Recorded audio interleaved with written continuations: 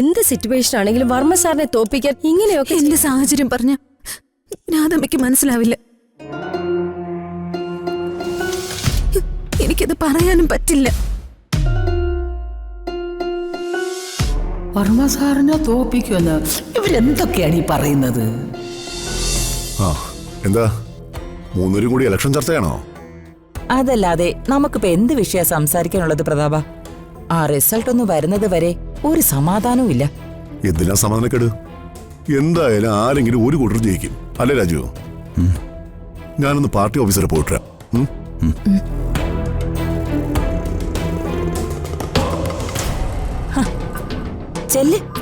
ചെന്ന് റെസ്റ്റ് എടുക്ക്. എന്തായാലും നാളെ റിസൾട്ട് വരുന്നത് വരെ ഈ മുഖയെ അതങ്ങ് ചിരിച്ചുകൊണ്ടിരിക്കട്ടെ. കരച്ചിലേ നമുക്ക് നാളെ മുതൽ മതി. ചെല്ലേ.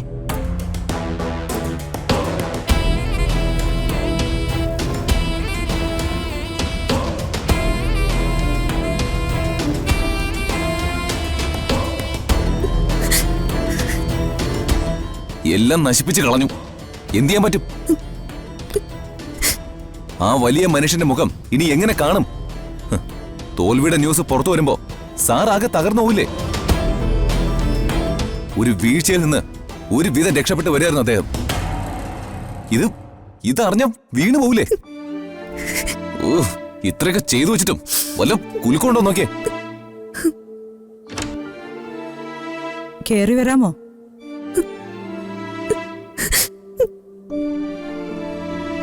കാര്യങ്ങളൊക്കെ ഞാൻ അറിഞ്ഞു. ആ ഷോക്കോടെ തന്നെ കയറി വന്നത്. പക്ഷേ ഞാനെന്ത് പറയാനാ? എന്ത് സന്തോഷായിരുന്നു, എത്ര പ്രതീക്ഷയായിരുന്നു. അതെല്ലാം തകർത്ത് കളഞ്ഞില്ലേ? കഷ്ടപ്പാടിന്റെ ലാഭവും മറ്റുള്ളവർ കൊണ്ടുപോയില്ലേ?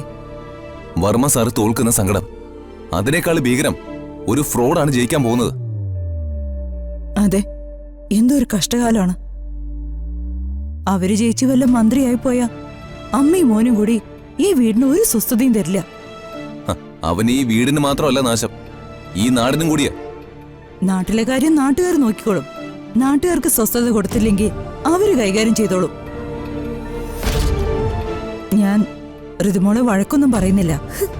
ഞാൻ എന്തെങ്കിലും പറഞ്ഞാ അത് മോൾക്ക് വല്ലാതെ ഫീൽ ചെയ്യും. അതൊക്കെ പോട്ടെ, നീ നിന്റെ അച്ഛന്റെ അവസ്ഥയെക്കുറിച്ച് ചിന്തിച്ചില്ലല്ലോ. അതന്നെ. ഇങ്ങനൊരു മണ്ടത്തരത്തില് നീ എങ്ങനെ ചെന്ന് ചാടി? ഒരക്ഷരം മിണ്ടുന്നില്ല. എന്ത് മിണ്ടാനല്ലേ?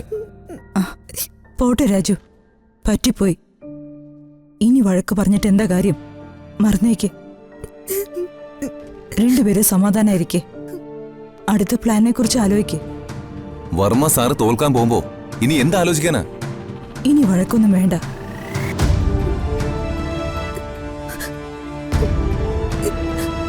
രാജു,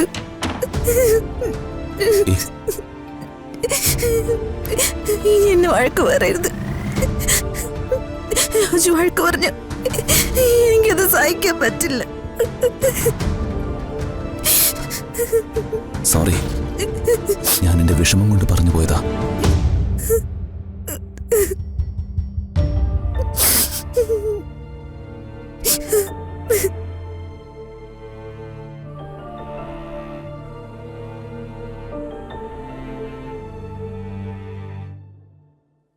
എന്തൊക്കെയോ ഇവരെന്നിൽ നിന്ന് ഒളിക്കുന്നുണ്ടല്ലോ. ഒന്നും പറയുന്നതുമില്ല. എന്തൊക്കെയോ ഉണ്ട്.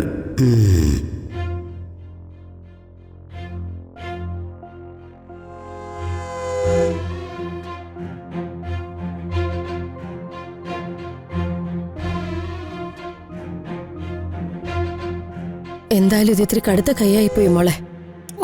ഒന്ന് കേൾക്കാനും വയ്യല്ലോ. കുറച്ചുകൂടെ അടുത്ത് നിൽക്കാം. അറിഞ്ഞപ്പോ വല്ലാത്ത വിഷമം. വേണ്ടായിരുന്നു, അരുതാത്തതായിരുന്നു. സിറ്റുവേഷൻ അങ്ങനെ ആയിപ്പോയി രാധമ്മേ. എന്ത് സിറ്റുവേഷൻ ആണെങ്കിലും വർമ്മ സാറിനെ തോപ്പിക്കാൻ ഇങ്ങനെയൊക്കെ എന്റെ സാഹചര്യം പറഞ്ഞ രാധമ്മയ്ക്ക് മനസ്സിലാവില്ല. എനിക്കത് പറയാനും പറ്റില്ല. വർമ്മ സാറിനെ തോപ്പിക്കുമെന്ന് ഇവരെന്തൊക്കെയാണ് ഈ പറയുന്നത്? എന്തായാലും കഴിഞ്ഞു. ഇനി പറഞ്ഞിട്ട് കാര്യമില്ല. ഇനി എന്താ വേണ്ടെന്ന് ബുദ്ധിപൂർവ്വം ആലോചിച്ച് അതനുസരിച്ച് ചെയ്യേ. അല്ലാതെ ഞാനെന്ത് പറയാനാ?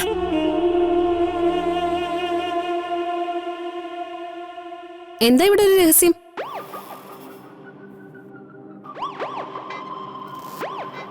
ഇതിനകത്ത് ഒരൊറ്റ എണ്ണം നേരും നിറങ്ങിയുള്ളതില്ല, ഞാൻ ഉൾപ്പെടെ.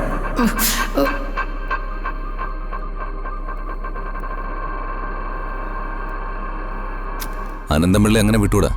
ആ ഫ്രോഡിനെ അഴികൾക്കുള്ളിലേക്ക് അയക്കണം. അതിന് എവിഡൻസുകൾ വേണം, പ്രധാനമായും ഡിജിറ്റലായുള്ള തെളിവുകൾ. അതൊക്കെ ഞാൻ കളക്ട് ചെയ്യാം. അവരെ പൂട്ടാനുള്ള ചില ആളുകളും എനിക്ക് സപ്പോർട്ടായിട്ടുണ്ട്. സൈബർ സെല്ലിൽ ഒരു രാജീവ് രാജ് എൻ്റെ അടുത്ത ഫ്രണ്ടാ. അനന്തൻ സ്റ്റേറ്റ്സിൽ നിന്ന് തിരിച്ചു വന്നത് മുതലുള്ള എല്ലാ ഡീറ്റെയിൽസും എടുക്കണം. അവനിനി വെറുതെ വിട്ടൂടാ. ഇലക്ഷൻ റിസൾട്ട് വന്നു കഴിഞ്ഞ ഉടനെ പിന്നെ താമസം പാടില്ല. അനന്തന്റെ കയ്യിൽ വിലങ്ങ് വീഴണം. പക്ഷേ ഒരു പ്രശ്നമുണ്ട്. എന്തായാലും ഇലക്ഷൻ റിസൾട്ട് നമുക്കെതിരായിട്ടല്ലേ വരൂ. തിരഞ്ഞെടുപ്പിൽ അനന്തപിള്ളയും കൂട്ടരും ജയിച്ച അവരാണ് ഗവൺമെന്റ് ഉണ്ടാക്കുന്നത്.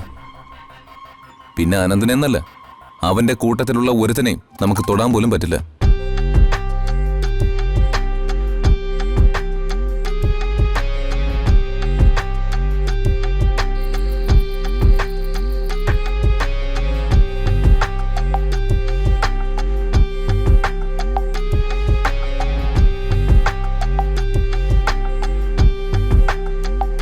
സർവേ ഫലങ്ങളെല്ലാം പുറത്തു വന്നു കഴിഞ്ഞു. എല്ലാ സർവേകളിലും പറയുന്നത് 100-ലധികം സീറ്റുകൾ വിജയിച്ച് നമ്മുടെ മുന്നണി അധികാരത്തിലെത്തുമെന്നാണ്.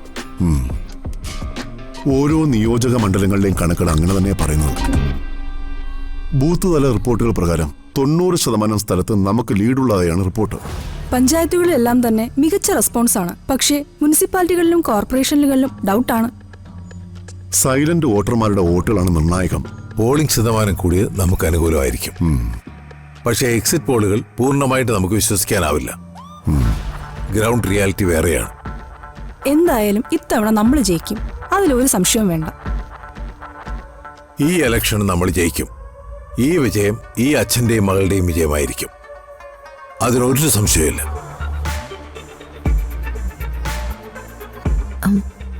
അച്ഛാ, ഒരു മിനിറ്റ്.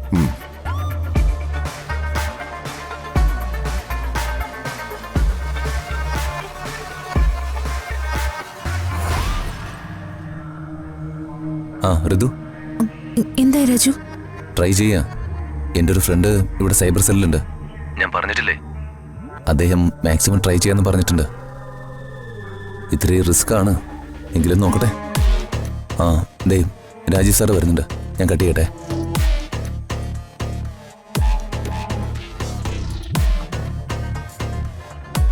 ഇത് വളരെ കോൺഫിഡൻഷ്യലാ. ഇതിൽ രാജുവിന് വേണ്ടതെല്ലാം ഉണ്ട്. പക്ഷെ രാജു, ഞാൻ രാജു പറഞ്ഞ കാര്യം ആലോചിക്കുന്നത് മനഃപൂർവ്വമാണോ അല്ലയോ എന്നുള്ളതല്ല പ്രശ്നം. മകളുടെ ഭാഗത്തുനിന്നുണ്ടായി ഈ ചതി വർമ്മ സാർ എങ്ങനെ സഹിക്കും? എനിക്കൊന്നും അറിയില്ല സാറേ. ഞാൻ അതൊക്കെ മനസ്സിൽ നിന്ന് മാറ്റി വെക്കാം. വരുന്ന പോലെ വരട്ടെ. എന്നാ പിന്നെ ശരി, ഞാൻ പോകട്ടെ. Thank you sir.